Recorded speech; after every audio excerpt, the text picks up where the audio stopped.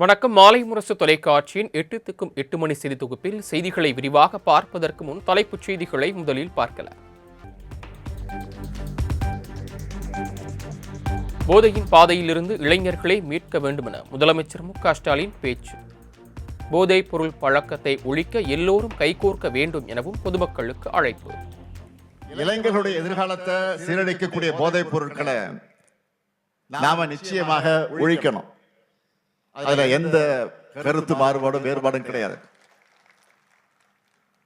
போதையின் பாதையிலிருந்து இளைஞர்களை காக்கணும்.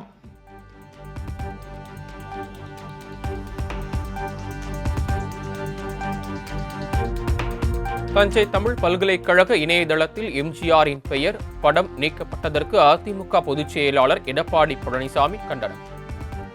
எம்ஜிஆரின் புகழை அழிக்க நினைக்கும் முதலமைச்சர் மு.க.ஸ்டாலினுக்கு தமிழக மக்கள் பாடம் புகட்டுவர் என காட்டம்.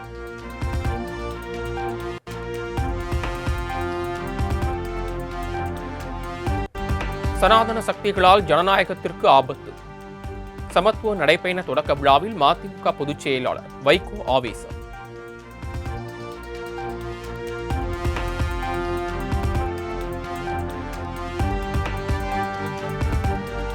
திருச்சியில் வைகோ நடத்திய நடைபயணத்தை புறக்கணித்த காங்கிரஸ்.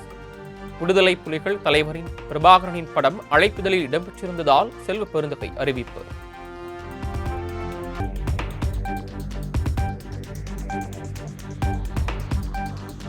சிலரின் சுயநலத்திற்காக தமிழ்நாடு காங்கிரஸ் கொஞ்சம் கொஞ்சமாக அழிவின் பாதையில் சென்று கொண்டிருக்கிறது.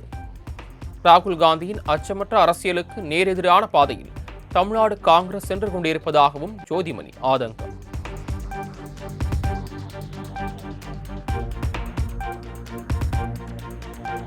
2026 சட்டமன்ற தேர்தல் சமத்துவத்திற்கும் சனாதனத்திற்கும் இடையிலானது.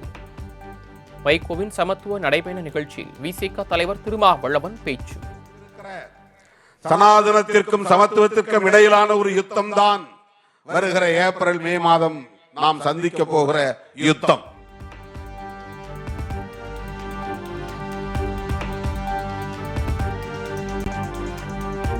பொங்கல் பண்டிகையினை முன்னிட்டு வரும் 8ஆம் தேதி பரிசு தொகுப்பு விநியோகம். சென்னையில் முதலமைச்சர் மு.க.ஸ்டாலின் தொடங்கி வைக்க உள்ளதாக தகவல்.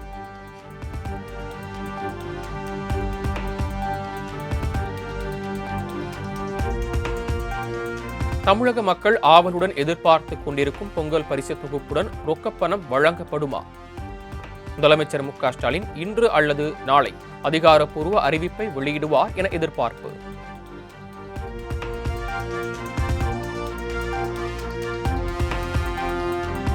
சென்னை எழும்பூரில் பிச்சை எடுத்து இடைநிலை ஆசிரியர்கள் நூதன போராட்டம். காலி பணியிடங்களை நிரப்ப வேண்டும் என வலியுறுத்தி முழக்கம். ஆசிரியர் வாழ்க்கையை வஞ்சிக்காதே. தேர்தல் அறிக்கை 177 நிறைவேற்று. 10 விதியின் கீழ் நியமித்திடு.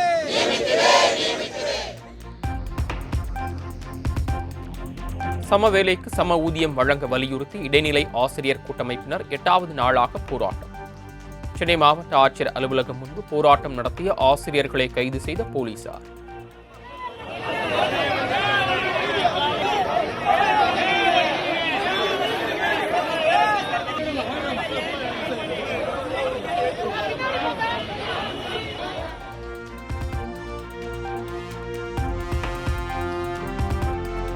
சென்னை மாநகராட்சி ஆணையர் குமரகுருபரன் வீட்டை முற்றுகையிட்டு தூய்மை பணியாளர்கள் போராட்டம். தனியார் மயமாக்கலை கைவிட வலியுறுத்தி முழக்கமிட்ட தொழிலாளர்களை குண்டுக்கட்டாக தூக்கி கைது செய்த போலீசார்.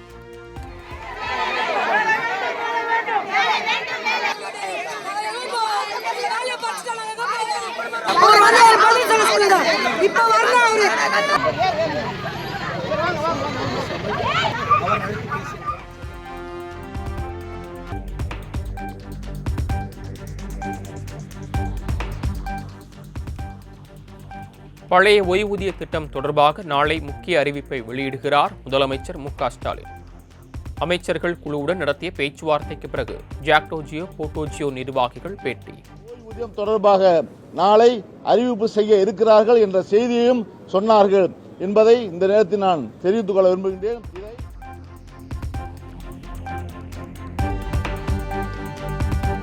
திருப்பரங்குன்றம் மலை உச்சியில் உள்ள தர்காவில் கந்தூரி விழா நடத்த தடை கோரிய வழக்கு. அரசு தரப்பு மனுதாரர் தரப்பு விரிவான பதில் மனுவை தாக்கல் செய்ய உயர்நீதிமன்ற மதுரை கிளை உத்தரவு.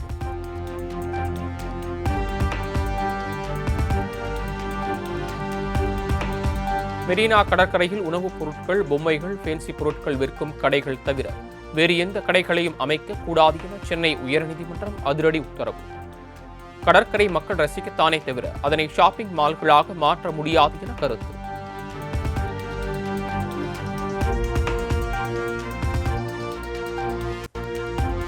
கொடைக்கானலுக்கு செல்லும் வாகனங்களுக்கு நுழைவு சுங்க கட்டணம் உயர்வு.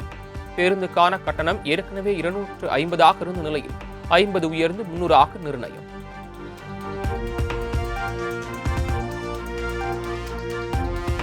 ஆயுத உற்பத்தியில் அடுத்த 20 ஆண்டுகளில் இந்தியா தற்சார்பு நிலையை அடையும்.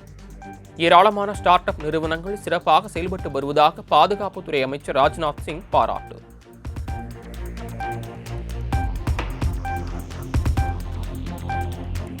வயிற்றில் உண்டான கருவை கலைப்பதற்கு கணவனின் சம்மதம் தேவையில்லை என பஞ்சாப் மற்றும் ஹரியானா உயர்நீதிமன்றம் தீர்ப்பு. பஞ்சாபை சேர்ந்த பெண் தொடுத்திருந்த வழக்கில் நீதிபதி சுவி செகல் கருத்து.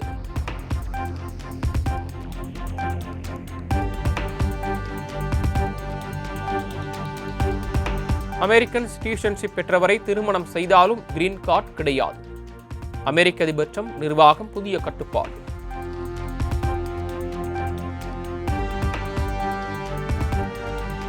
விஜய் நடிப்பில் உருவான ஜனநாயகன் படத்தின் அடுத்த பாடல் வெளியீடு.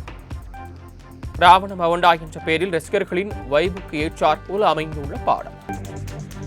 விஜயின் கடைசி படமான ஜனநாயகன் டிக்கெட் புக்கிங் வரும் 4ஆம் தேதி தொடங்க உள்ளதாக தகவல். விநியோகஸ்தர்கள் மற்றும் திரையரங்கு உரிமையாளர்களிடையே ஏற்பட்ட பிரச்சனையில் சுமூக முடிவு.